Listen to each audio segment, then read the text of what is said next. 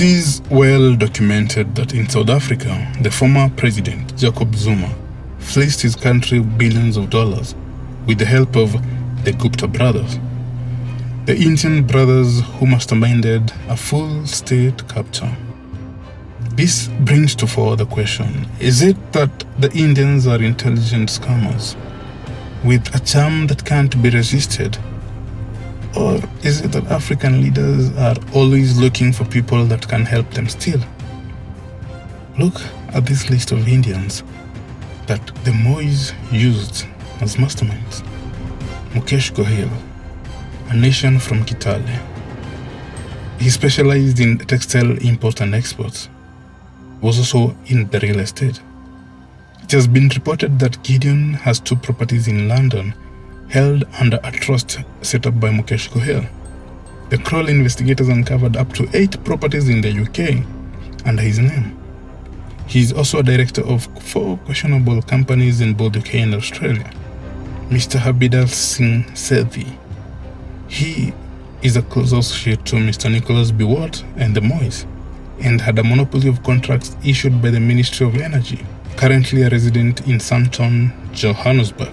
He moved to Johannesburg in 1997, and it has been reported that the Moyes have accounts held in South Africa and Malawi. And Sethi, the frontman for the Moyes, holds 74 properties in South Africa on their behalf. Mr. Ketan Somaya, he was well known to Joshua Kulei. He was the president's smokescreen. He controlled Equatorial Bank. Somaya in 1990 was contracted by the Kenyan government to import 500 those black taxi cabs from London. The cabs were worth 112 million Kenya shillings then. But Somaya delivered only 200 second-hand vehicles, pocketing the rest of the money. In the mid-1990s, Somaya obtained 375 million Kenya shillings from the Kenyan government to supply communication equipment to the National Police Service. Naushad Nurali Merali, listed by Forbes as the richest man in Kenya, and had interest in almost all the sectors. Some of the companies he owned were in conjunction with the Moyes, Biwott, and the Kenyattas, like Kensel, the First American Bank, Commercial Bank of Africa, the Wilson Airport. He's also a seasoned entrepreneur who got the contract to supply the government with the hertz to trucks. He or they made a lot of money from that.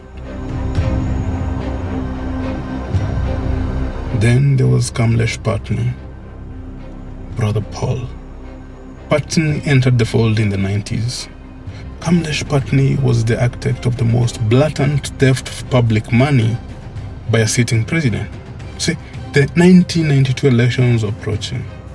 Moi needed campaign funds and money to oil his propaganda and intimidation machineries. He needed money to finance the likes of Kanu Youth Wing of 92. But let's hear it from Kamlesh himself. Of course, born in Africa, I've been born in Kenya. And I've been to nearly 80% of Africa. We had embargo on the country in 89, 90. It was dictatorship that time. It was single party. President Moi, Arab Moi. I was just 24 years old.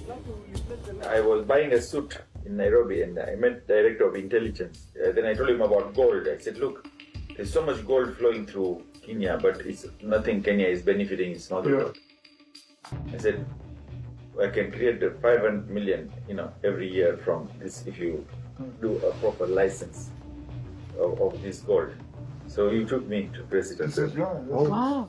So at 24, I became advisor to the president, President Moi. So then he gave, exclusivity. Patni's company, Goldenberg International, is granted an exclusive license to export Kenyan gold.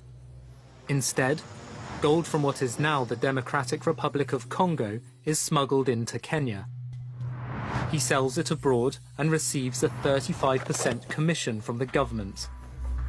In total, Patni pockets $600 million. It's shared with Arab Moi and the government officials who gave him the license.